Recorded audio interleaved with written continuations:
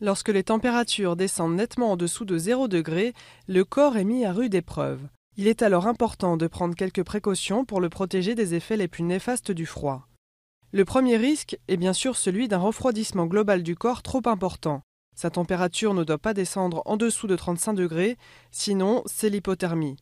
Dans les cas les plus graves, elle peut conduire au coma, puis à la mort. Les personnes les plus vulnérables, notamment les cardiaques, les asthmatiques ou les diabétiques, ainsi que les personnes âgées, doivent prendre des précautions supplémentaires.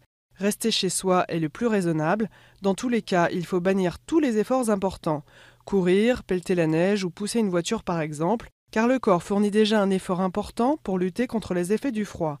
Une sollicitation supplémentaire le met en péril.